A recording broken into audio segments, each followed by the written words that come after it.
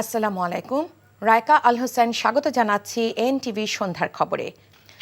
টানা ৩ দিন সাধারণ ছুটির পর আজ খুলেছে সব সরকারি, আধা সরকারি ও বেসরকারি অফিস, ব্যাংক ও বিমা। লেনদেন শুরু হয়েছে পুঁজিবাজারে। উচ্চ আদালত সহ বিচারিক কার্যক্রমে ফিরেছে দেশের আদালতগুলো। সকাল 11টায় শুরু হয়ে বিকেল 3টা পর্যন্ত চলে অফিসের সার্বিক কার্যক্রম। পরে 5টা থেকে আবার শুরু হয় কারফিউ। জুনায়েদ আল হাবিবের রিপোর্ট। এখন জন্ম সনদ দিয়ে খোলো বিকাশ স্টুডেন্ট অ্যাকাউন্ট। নিজের বিকাশ নিজে কর। কোটা সংস্কারের দাবিতে ছাত্র আন্দোলনকে ঘিরে স্থবির হয়ে পড়ে পুরো দেশ। কারফিউ জারি করে সরকার, ঘোষণা করা হয় সাধারণ ছুটি। এতে প্রায় অচল হয়ে পড়ে মানুষের স্বাভাবিক জীবনযাত্রা। অবশেষে সাপ্তাহিক ছুটি সহ টানা 5 দিন বন্ধ থাকার পর প্রাণ ফিরেছে নগরীতে। খুলেছে সরকারি বেসরকারি অফিস, লেনদেন শুরু হয়েছে দেশের বাণিজ্যিক ব্যাংকগুলোতে। ব্যাংকগুলোতে লেনদেন শুরু হলেও বড় লোকসানের মুখে পড়েছেন ব্যবসায়ীরা। আমাদের ক্ষতি হয়েছে, অনেক ক্ষতি হয়েছে। মানে আমরা পার্টিকে টাকা দিতে পারি নাই, পার্টির টাকার জন্য মাল দিতে পারে না আমাদেরকে, বা অনেক সময় দেখা গেছে যে টাকার জন্য তারা মাল কিনতে পারে না, যারা কিনা পার্টি তারা মাল কিনে দেয় আমাদেরকে। আমরা চাই যে দেশটা স্বাভাবিক পরিস্থিতিতে আগে যেভাবে ছিল সে স্বাভাবিক পরিস্থিতি থাকুক। হুট করে বন্ধ হয়ে গেছে, তাতে দেখা যাচ্ছে কেনাকাটার ঝামেলা হয়েছে। কেউ অনেকে বাসায় তো কেউ টাকা রাখে না, সাধারণত ব্যাংকেই রাখে। জীবন ও জীবিকার প্রয়োজনে এই নগরীতে আসা সাধারণ মানুষগুলোর প্রত্যাশা যত দ্রুত সম্ভব স্বাভাবিক জীবনযাত্রায় ফিরতে চান তারা। সবাই শান্তি শৃঙ্খলাভাবে চলুক, এটাই আমাদের চাওয়া। আমাদের আর কোনো চাওয়া পাওয়া নাই। আমরা 4টা ডাল ভাত খেয়ে বাঁচতে চাই। বেশ কয়েকদিন ধরেই তো দেশে অস্থিরতা চলছিল, তো আমরা চাচ্ছিলাম যে এটা পরিস্থিতি শান্ত হোক। আমরা চাই রাস্তায় চলাফেরা করতে, আমাদের নিরাপত্তা নিয়ে। এতদিন বাসায় অনেক বোরিং লাগতাছিল, মানে এটা অসহ্য আর কি। ঠিক আছে, নেট নাই, কোনো কিছু নাই। সরকারের কাছে আবেদন থাকবে যে যাতে পরিস্থিতিটা খুব তাড়াতাড়ি স্বাভাবিক আসে, সবকিছু আবার স্বাভাবিক হোক, সেটাই প্রত্যাশা। কারফিউ শিথিল সময়ে রাজধানীতে খুলেছে দোকানপাট, হোটেল, রেস্তোরাঁ ও শপিং মল। জুনায়েদ আল হাবিব, এনটিভি নিউজ, ঢাকা। সীমিত পরিসরে নগর জীবনে কর্মব্যস্ততা শুরু হওয়ার প্রথম দিনে গণপরিবহন ও যানবাহন সংকটে চরম ভোগান্তির মুখে পড়েন ঢাকাবাসী। বেশিরভাগ আন্তঃজেলা দূরপাল্লার বাস চালু হচ্ছে। স্বল্প দূরত্বে বিভিন্ন রুটে নৌযান চলতে শুরু করেছে। বিস্তারিত নিয়ামুল আজিজ সাদিকের রিপোর্টে। এখন জন্ম সনদ দিয়ে খোলো বিকাশ স্টুডেন্ট অ্যাকাউন্ট। নিজের বিকাশ নিজে কর।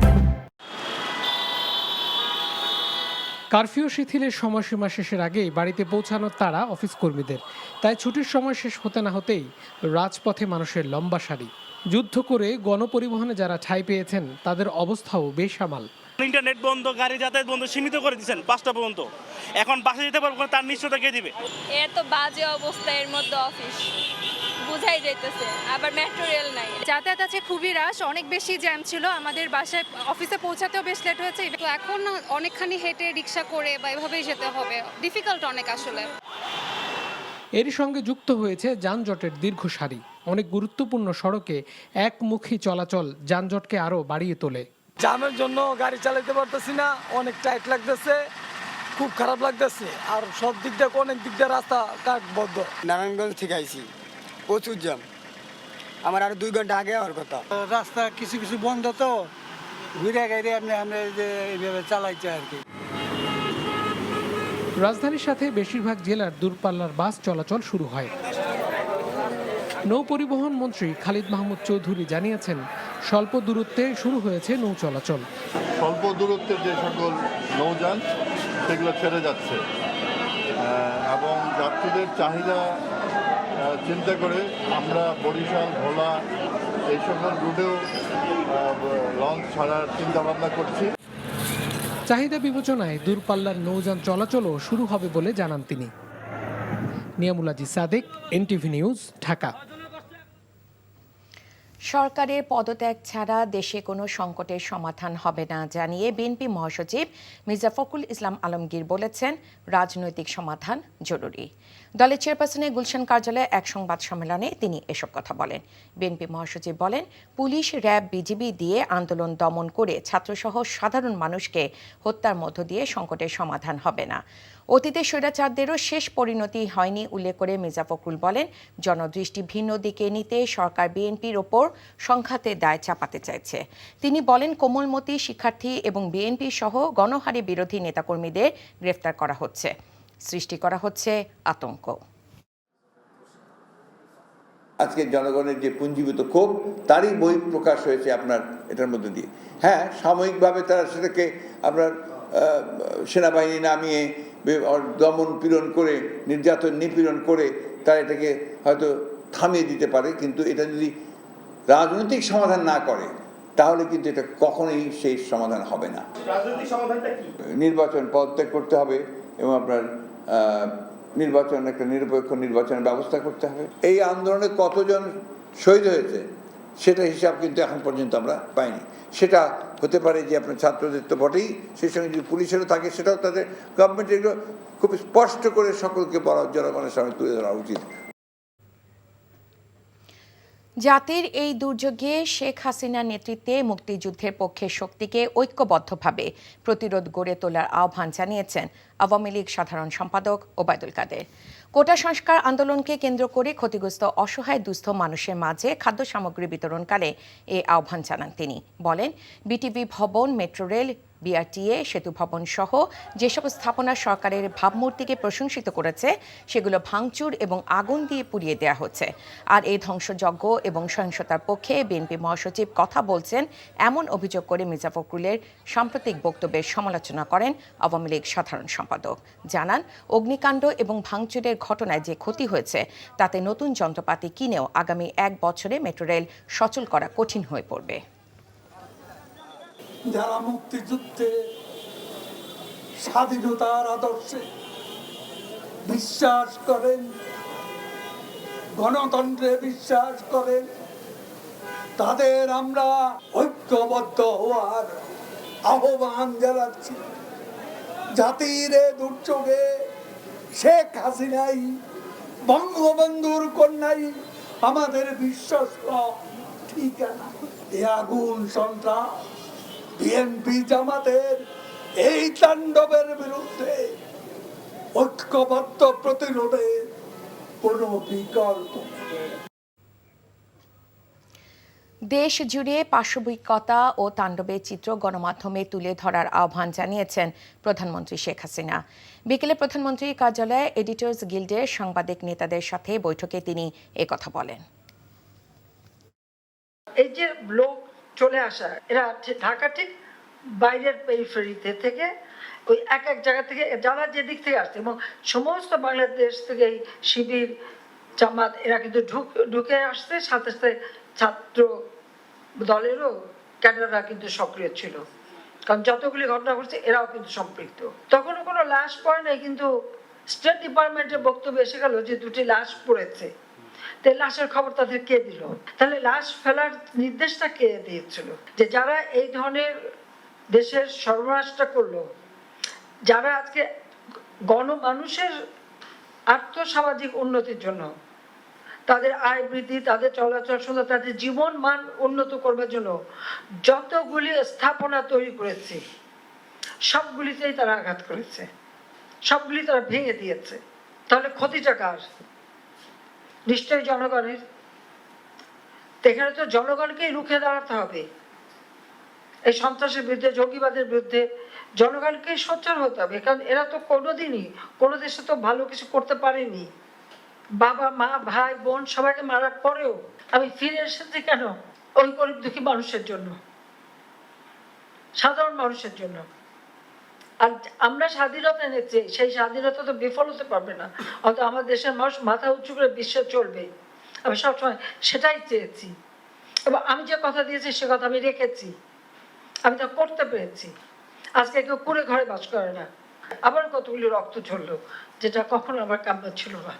হ্যাঁ, এখন ডিজিটাল বাংলাদেশ করেছি, তার সুফলও মানুষ পেয়েছে, কুফলও মানুষ পেল। আপনাদের কাছে যার যতটুকু তথ্য দিয়ে আপনার এটা আপনাদেরকে ব্যাপকভাবে প্রচার করতে হবে, জনমত সৃষ্টি করতে হবে। এখানে মানুষকে দোষ দিই না, মিথ্যাচারের হাত থেকে রক্ষা করা এবং মানুষ যেন সঠিক যা জানতে পারে সেইভাবে সংবাদগুলি পরিবেশন করা। যারা দেশ জুড়ে সহিংসতা করেছে তাদের শাস্তির আওতায় আনতে সরকার এক পাও পিছু পা হবে না বলে জানিয়েছেন স্বরাষ্ট্রমন্ত্রী আসাদুজ্জামান খান। শিক্ষামন্ত্রী মহিবুল হাসান নওফেল বলেছেন, শতভাগ নিরাপত্তা নিশ্চিত না করে শিক্ষা প্রতিষ্ঠান খোলা হবে না। সচিবালয়ে আলাদা ব্রিফিংয়ে তারা এসব কথা বলেন। রিপোর্ট করছেন রকনউদ্দিন। গেল কয়েকদিনের সহিংসতায় নিহত হয়েছেন ৩ পুলিশ সদস্য মাসুদ পারভেজ, গিয়াসউদ্দিন ও মোহাম্মদ মুক্তাদির এবং একজন আনসার সদস্য মোহাম্মদ জুয়েল। বুধবার সচিবালয়ে তাদের পরিবারের সদস্যদের হাতে বাহিনীর পক্ষ থেকে 10 লাখ ও স্বরাষ্ট্র মন্ত্রণালয়ের পক্ষ থেকে 5 লাখ টাকা করে আর্থিক সহায়তা প্রদান করা হয়। এ সময় রাখা বক্তব্যে স্বরাষ্ট্রমন্ত্রী জানান, শিক্ষার্থীদের আন্দোলনকে পুঁজি করে জঙ্গিবাদের উত্থান ঘটানোর উদ্দেশ্য নিয়েই এবার মাঠে নেমেছিল স্বাধীনতা বিরোধী শক্তিরা। আমাদের সর্বশক্তি দিয়ে তাদেরকে আমরা একের পর এক চিহ্নিত করব, তাদেরকে আইনের মুখোমুখি করব। এটাই আমরা এখানে থেকে এক পাও বিচ্যুত আমরা সরে দাঁড়াবো না। বিএনপি জামাতের এই চক্র আমরা ইতিমধ্যেই আমরা কন্ট্রোল করে নিয়ে আসছি। আমরা আগামী 2-4 দিনের মধ্যে আমরা আশা করি এগুলি সবই কন্ট্রোল করে নিয়ে আসবো। এ সময় সাংবাদিকদের প্রশ্ন ছিল, গেল কয়েকদিনে মৃতের সংখ্যা কত আর কারফিউ কবে নাগাদ তোলা হতে পারে? আমরা তো কারফিউ রাখতে চাই না। কারফিউ উড্র হবে এবং জনজীবন আবারও স্বাভাবিক গতিতে চলবে। আমরা যত তাড়াতাড়ি পারি সেটি ব্যবস্থা করার জন্য আমরা কাজ করছি। আমাদের পুলিশের এবং আনসারের 4 জন মারা গিয়েছে, এটা আমরা সুনিশ্চিত। আমাদের পুলিশ ফায়ার ওপেন করার পরে কয়জন ইন্তেকাল করেছে আমাদের জানা এই মুহূর্তে আমরা হিসাব দিতে পারবো না। দুপুরেই স্বরাষ্ট্রমন্ত্রীর দপ্তরে দেশের চলমান পরিস্থিতি নিয়ে বৈঠকে বসেন আইনমন্ত্রী, শিক্ষামন্ত্রী ও তথ্য প্রতিমন্ত্রী। বৈঠকের বিষয় নিয়ে সরাসরি কিছু না বললেও তাড়াহুড়ো করে শিক্ষা প্রতিষ্ঠান খোলা হবে না বলে জানান শিক্ষামন্ত্রী। শিক্ষার্থীদের শতভাগ নিরাপত্তা নিশ্চিত করা ছাড়া সেটা আসলে খোলার কথাটা এই মুহূর্তে বিবেচনা করতে পারছি না। আলটিমেটাম দিয়ে যাতে করে পরিস্থিতিকে অস্থিতিশীল করতে কেউ না পারে, আমরা সেটা অনুরোধ করব। এখন যারা আলটিমেটাম দেয়, আলটিমেটামের পরে যখন হত্যাযজ্ঞ হয়, নরহত্যা হয়, গলা কেটে দেওয়ার মতন কাজ হয়, রক কেটে দেওয়ার মতো কাজ হয়, জ্বালিয়ে পুড়িয়ে ছারখাড় করে দেওয়ার কাজ হয়, তখন আলটিমেটাম যারা দিচ্ছেন তাদের কাছে তো আমাদের সবার প্রশ্ন থাকবে যে আসলে সেই আলটিমেটামগুলোর উদ্দেশ্য কি এটি? বৃহস্পতিবারের উচ্চ মাধ্যমিক ও সমমানের পরীক্ষা স্থগিত করা হয়েছে বলেও জানান শিক্ষামন্ত্রী। এ নিয়ে 4টি পরীক্ষা স্থগিত করা হলো আপাতত, যা 11 আগস্টের পর নেবার চিন্তাভাবনা আছে শিক্ষা বোর্ডের। রকনউদ্দিন, এনটিভি নিউজ, ঢাকা। পরীক্ষামূলকভাবে আজ রাত থেকে সারা দেশে ব্রডব্যান্ড ইন্টারনেট সেবা সচল করতে যাচ্ছে সরকার। বিকেলে রাজধানী আগারগাঁওয়ে বিটিআরসি ভবনে ব্রিফিংয়ে একথা জানান তথ্য প্রযুক্তি প্রতিমন্ত্রী জুনেদ আহমেদ পলক। আগামী রোববার থেকে মোবাইল ফোনে ইন্টারনেট চালুর সম্ভাবনার কথাও জানান তিনি। মইদুল ইসলামের রিপোর্ট। সাম্প্রতিক সহিংসতার ঘটনায় বন্ধ থাকার পর মঙ্গলবার রাত থেকে অগ্রাধিকার ভিত্তিতে খাত ও অঞ্চলকে গুরুত্ব দিয়ে ব্রডব্যান্ড ইন্টারনেট সঞ্চালন শুরু হয় দেশে। এর একদিন পর পরীক্ষামূলকভাবে সারা দেশেই ব্রডব্যান্ড ইন্টারনেট চালুর কথা জানালেন ডাক, টেলিযোগাযোগ ও তথ্য প্রযুক্তির প্রতিমন্ত্রী। আইআইজি এবং আমাদের সাবমেরিন কেবল, বিটিআরসি সকলের সাথে আলোচনা করে আমরা এই সিদ্ধান্তে উপনীত হয়েছি যে সামগ্রিকভাবে আমাদের কর্মকাণ্ডকে স্বাভাবিক অবস্থায় ফিরিয়ে আনার জন্য আমরা আজকে রাত থেকে সারা দেশেই আমাদের ব্রডব্যান্ড কানেক্টিভিটি আমরা সম্প্রসারিত করার সিদ্ধান্ত গ্রহণ করেছি পরীক্ষামূলকভাবে। তিনি জানান, মোবাইল ফোনের 4G ইন্টারনেট চালুর বিষয়ে এখনও চূড়ান্ত কোনো সিদ্ধান্ত হয়নি। তবে মোবাইল ফোন অপারেটরদের সংগঠন এমটবের সাথে বৈঠক করে আগামী রবি বা সোমবার নাগাদ তা চালু করা হতে পারে বলেও জানান তিনি। আমরা পর্যালোচনা করে আগামী শুক্র অথবা শনিবারে এমটবের সাথে বৈঠক করে তাদের যে প্রস্তুতি এবং তাদের যে সক্ষমতা এটা বিবেচনায় নিয়ে আমরা চেষ্টা করছি যে আগামী রবি সোমবারের মধ্যে যাতে করে আমরা মোবাইল নেটওয়ার্কটাও আমরা 4Gটা সবার কাছে নিয়ে আসতে পারি আগামী সপ্তাহে।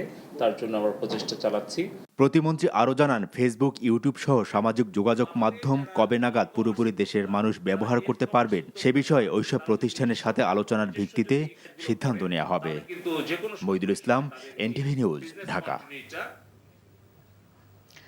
কোটা আন্দোলনকে কেন্দ্র করে সৃষ্ট সহিংসতায় ক্ষতিগ্রস্ত সরকারি স্থাপনাগুলো পরিদর্শন করে ঢাকায় নিযুক্ত বিভিন্ন দেশের কূটনীতিকগণ স্তম্ভিত হয়ে গেছেন বলে জানিয়েছেন পররাষ্ট্রমন্ত্রী ডক্টর হাসান মাহমুদ।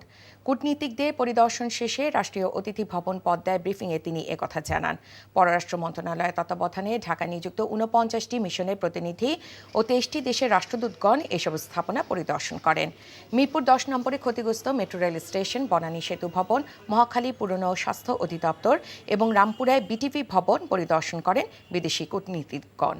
সাংবাদিকদের প্রশ্নের জবাবে পররাষ্ট্রমন্ত্রী বলেন, দেশব্যাপী যে সহিংসতার ঘটনা ঘটেছে তার প্রতিটি ভিডিও ফুটেজ আছে। এগুলো দেখে এবং পরীক্ষা নিরীক্ষা করে দায়ীদের বিরুদ্ধে ব্যবস্থা নেওয়া হবে।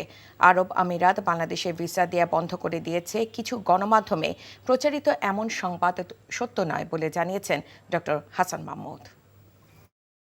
তারা সচক্ষে দেখার পর তারা স্তম্ভিত হয়ে গেছে। আমি নিজে স্তম্ভিত। আজকে রাষ্ট্র আক্রান্ত, বিদেশে বিভিন্ন জায়গায় গুজব ছড়ানো হচ্ছে। আজকে বিদেশি কূটনীতিকরা যাওয়ার পর তারা অনেকেই বলছে দিস ইজ শেম। অনেকেই আমার কাছে তাদের অনুভূতি প্রকাশ করেছে এবং সবাই বলেছে উই আর উইথ ইউ, আমরা তোমাদের সাথে আছি এবং তোমাদের একটি ইন্টারনাল অ্যাফেয়ার, আমরা তোমাদের সাথে আছি। অর্থ আত্মসাৎ মামলায় অভিযোগ গঠনে বৈধতা চ্যালেঞ্জ ও মামলা থেকে খালাস চেয়ে নোবেলজয়ী অর্থনীতিবিদ ডক্টর মোহাম্মদ ইউনূসের আবেদন খারিজ করে দিয়েছে হাইকোর্ট। একই সাথে 1 বছরের মধ্যে মামলা নিষ্পত্তি করতে বিচারিক আদালতকে নির্দেশ দিয়েছে আদালত। বিচারপতি মোহাম্মদ নজরুল ইসলাম তালুকদার ও বিচারপতি কাজী ইবাদত হোসেনের দ্বৈত বেঞ্চ আজ এ আদেশ দেন। রিপোর্ট করছেন হাসান জাবেদ। গ্রামীণ টেলিকমের কর্মচারীদের লভ্যাংশের 25 কোটি 22 লাখ টাকা আত্মসাতের অভিযোগে প্রতিষ্ঠানটির চেয়ারম্যান নোবেলজয়ী ডক্টর মোহাম্মদ ইউনূস সহ 14 জনের বিরুদ্ধে গত বছরের 30শে মে মামলা করে দুদক। আর গত 12ই জুন তাদের বিরুদ্ধে অভিযোগ গঠন করে ঢাকার বিশেষ জজ আদালত। সেই অভিযোগ গঠনের বৈধতা চ্যালেঞ্জ এবং মামলা থেকে খালাস চেয়ে আবেদন করেন ডক্টর ইউনূস। শুনানি শেষে তার আবেদন খারিজ করে দেয় হাইকোর্ট। মহামান্য হাইকোর্ট সেটা সরাসরি খারিজ করে দিয়েছেন এবং বিজ্ঞ বিচারিক আদালতকে বলেছেন পারতপক্ষে 1 বছরের মধ্যেই মামলাটি যেন শেষ করে দেওয়া হয়। প্রায় 26 কোটি টাকা ওনারা নিজেরাই আত্মসাৎ করেছে। তাই 14 জনের বিরুদ্ধে আদালত সুস্পষ্ট অভিযোগ থাকাতেই তাদের বিরুদ্ধে অভিযোগ গঠন করেছে। ডক্টর মোহাম্মদ ইউনূসের আইনজীবীর দাবি, অর্থ আত্মসাৎ বা মানি লন্ডারিংয়ের মতো কোনো ঘটনাই ঘটেনি। শ্রম আইন এবং শ্রমিকদের সাথে সমঝোতার ভিত্তিতে শ্রমিকদের অ্যাকাউন্টে টাকা দেয় গ্রামীণ টেলিকম। ডক্টর ইউনূসের ভাগ্য এতই খারাপ, এতই অবহেলিত, আজকে হাইকোর্ট রুল পর্যন্ত ইস্যু না করে আজকে এটা খারিজ করে দিয়েছেন। আমরা আপিলে যাব, যেহেতু ডক্টর ইউনূস সাহেব সর্বকাল আপনাদের বলেছেন আমি আইনের প্রতি শ্রদ্ধাশীল এবং আইনের কাছে সমস্ত ব্যাখ্যা বিবেচনা দিবেন, এটা রক্ষা করার মালিক বিচারক বিন্দু। আগামী 5ই আগস্ট অর্থ আত্মসাৎ মামলায় বিচারিক আদালতে ডক্টর ইউনূস সহ 14 জনের বিরুদ্ধে সাক্ষ্য গ্রহণের জন্য দিন ধার্য আছে। Hasan Jabed, NTV news, Dhaka. Quota আন্দোলনকে কেন্দ্র করে অগ্নিসংযোগ, লুটপাট ও সন্ত্রাসী কর্মকাণ্ড এবং 6 জনের মৃত্যুর ঘটনায় গঠিত বিচার বিভাগীয় তদন্ত কমিশন তাদের কার্যক্রম শুরু করেছে। তারই অংশ হিসেবে আজ সুপ্রিম কোর্টে কমিশনের প্রথম সভা অনুষ্ঠিত হচ্ছে। সভায় সিদ্ধান্ত হয় গত 5 থেকে 16 জুলাই পর্যন্ত সংগঠিত সব সন্ত্রাসী ঘটনা এবং যে 6 জন মারা গেছেন তাদের বিষয়ে জনসাধারণের কাছ থেকে তথ্য উপাত্ত পেতে গণবিজ্ঞপ্তি জারি করা হবে। পরিস্থিতি স্বাভাবিক হলে কমিশন ঘটনাস্থল পরিদর্শন করবেন বলেও জানায়। গত 18 জুলাই প্রজ্ঞাপন জারি করে বিচারপতি খন্দকার দিলুরুজ্জামানকে প্রধান করে 1 সদস্যের বিচার বিভাগীয় কমিশন গঠন করা হয়। 30 কর্মদিবসে কমিশন প্রতিবেদন জমা দিবে। আমরা আজকে কমিশনের প্রথম মিটিং করলাম এবং আমরা বিভিন্ন নাগরিকদের কাছে গণবিজ্ঞপ্তির মাধ্যমে তাদের কাছে যে সকল তথ্যাদি আছে সেগুলো আমরা আহ্বান করব। সেটা কি পদ্ধতিতে হবে সেটা আপনারা গণবিজ্ঞপ্তির মাধ্যমে জানতে পারবেন। যেহেতু এর পরবর্তী ঘটনাগুলো প্রজ্ঞাপনের পরে হয়েছে, সুতরাং এখন পর্যন্ত এই 6 জনের ব্যাপারেই বলা আছে। বিভিন্ন মামলায় রাজধানীতে গেল কয়েকদিনে গ্রেফতার করা হয়েছে বিএনপি ও জামায়াতের 758 জন নেতাকর্মীকে। একদিনে গ্রেফতার হয়েছে প্রায় 650 নেতাকর্মী। কোটা সংস্কার আন্দোলনকে কেন্দ্র করে পুলিশের ওপর হামলা, ভাঙচুর ও সহিংসতার অভিযোগে 154 মামলায় তাদের গ্রেফতার দেখানো হয়েছে বলে জানিয়েছে ঢাকা মেট্রোপলিটন পুলিশ ডিএমপি। আজ দুপুরে গ্রেফতার করা হয় বিএনপি স্বাস্থ্য বিষয়ক সম্পাদক ডাক্তার রফিকুল ইসলামকে। বিকেলেই তাকে আদালতে হাজির করা হয়। ডাক্তার রফিক ও বিএনপি চেয়ারপারসনের বিশেষ সহকারী অ্যাডভোকেট শামসুর রহমান শিমুল বিশ্বাস সহ 10 জনকে 5 দিন করে রিমান্ড মঞ্জুর করে আদালত। এদিকে জামায়াতে ইসলামী নায়েবে আমির আব্দুল্লাহ মোহাম্মদ তাহিরকেও 5 দিনের রিমান্ড দিয়েছে আদালত। বান্দরবানের রুমা উপজেলার সৈকতপাড়া এলাকায় যৌথ বাহিনী অভিযানে কেএনএফের 2 সদস্য নিহত হয়েছে। অভিযানে অস্ত্র, গোলা বারুদ ও অন্যান্য সরঞ্জামাদি উদ্ধার করা হয়। প্রাথমিকভাবে নিহতদের পরিচয় জানা যায়নি। দুপুরে এক বার্তায় এ তথ্য নিশ্চিত করে আইএসপিআর। জানানো হয়, উপজেলার সৈকতপাড়া সীমান্ত এলাকায় কুকি চীন ন্যাশনাল ফ্রন্ট আশ্রয়ের খবরে অভিযান চালানো হয়। দাবি করা হয় এ সময় কেএনএফের সদস্যরা গুলি চালায়। যৌথ বাহিনীর সদস্যরা গুলি ছুড়লে দুপক্ষের মধ্যে গোলাগুলি হয়। এতে কেএনএফের 2 সদস্যের মৃত্যু হয়।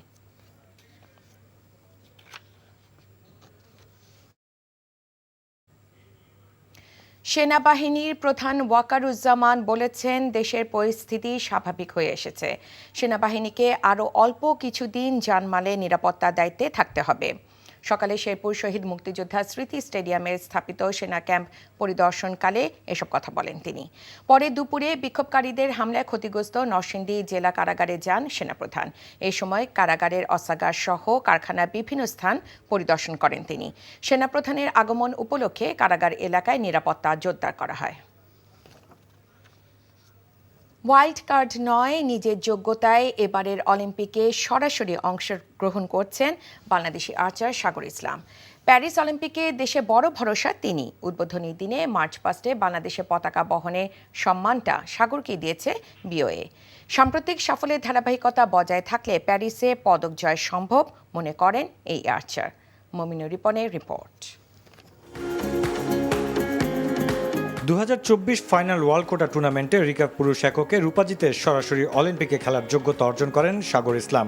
এই অর্জনের স্বীকৃতি হিসেবে মার্চ পাস্টে লাল সবুজের পতাকা বহনের দায়িত্ব দেওয়া হয়েছে তারই হাতে। প্রথম অলিম্পিক হলেও নিজেকে সেরাদের কাতারে রাখছেন এই তরুণ। লক্ষ্য নিজের অতীত রেকর্ড ছাড়িয়ে দেশের জন্য আরও বড় অর্জন এনে দেয়া। লাস্ট 6 মান্থ আমি অনেক বেশি হার্ডওয়ার্ক করছি, কারণ একটাই কারণ, এটা হচ্ছে অলিম্পিক কোয়ালিফাই। কারণ সবাই আর্চারি নিয়ে স্বপ্ন দেখে, অলিম্পিক নিয়ে স্বপ্ন দেখে, শুধু আর্চারিতে একটু বেশি, হয়তো অনেক গেমসই আছে বাট আর্চারিতে একটু বেশি। সো আলহামদুলিল্লাহ যে লাস্ট মোমেন্টে এসে আমরা অলিম্পিক কোয়ালিফাই করছি, এবং হচ্ছে যেটা হিস্টোরিতে হয় না এরকম একটা অপরচুনিটি পাইছি যে লাস্ট মোমেন্টে এসে কোয়ালিফাই করে অলিম্পিকে যাচ্ছে। এটা তো আর সবাই পায় না, আর আমাদের বাংলাদেশে হচ্ছে ডিরেক্টলি কোয়ালিফাইয়ের সংখ্যাও কম। সো আলহামদুলিল্লাহ এমনটা পাইছি, এবং চেষ্টা করবো এটাকে কাজে লাগাই হিস্টোরিতে যেটা হয় না এটা গড়ে তোলার এবং মেডেল বই আনার ইনশাল্লাহ। তুরস্কে 660 স্কোর করে অলিম্পিকে সুযোগ পেয়েছিলেন সাগর। প্যারিসেও তার ধারাবাহিকতা রাখতে চান এই অ্যাথলেট। কোচ মার্টিন ফ্রেডেরিকের প্রত্যাশাও বড় সাগরকে ঘিরে। অলিম্পিকের মতো এত বড় আসরে চাপ সামলে নেওয়াটা কঠিন, তবে সাগর একটু ভিন্ন। অনুশীলন চলাকালীন বিভিন্নভাবে ওর মনোযোগ নষ্ট করার চেষ্টা করেছি, কিন্তু ও সবকিছু ভালো মতো সামলেছে। মূল মঞ্চে এই ধারাবাহিকতা রাখলে পদক জেতার সুযোগ আছে। আসন্ন অলিম্পিকে সাগরের পাশাপাশি বাংলাদেশের হয়ে অংশ নেবেন আরও 4 অ্যাথলেট। সাঁতারের সামিউল ইসলাম রাফি ও সোনিয়া খাতুন, ট্র্যাক অ্যান্ড ফিল্ডে থাকছেন দেশের দ্রুততম মানব ইমরানুর রহমান, আর শুটিংয়ে প্রতিনিধিত্ব করবেন রবিউল ইসলাম। Mominur Ripon, NTV news, Dhaka. এই ছিল সন্ধ্যার খবরে। এই খবরের ভিডিও সহ আপডেট জানতে ভিজিট করুন এনটিভি অনলাইন www.ntvbd.com। এছাড়া এনটিভির জনপ্রিয় সব অনুষ্ঠান ও খবরের আপডেট জানতে ভিজিট করুন আমাদের ইউটিউব ও ভেরিফাইড ফেসবুক পেজ। রাত 10:30 রাতের খবর দেখার আমন্ত্রণ জানিয়ে বিদায় নিচ্ছি। এতক্ষণ সাথে থাকার জন্য সবাইকে ধন্যবাদ।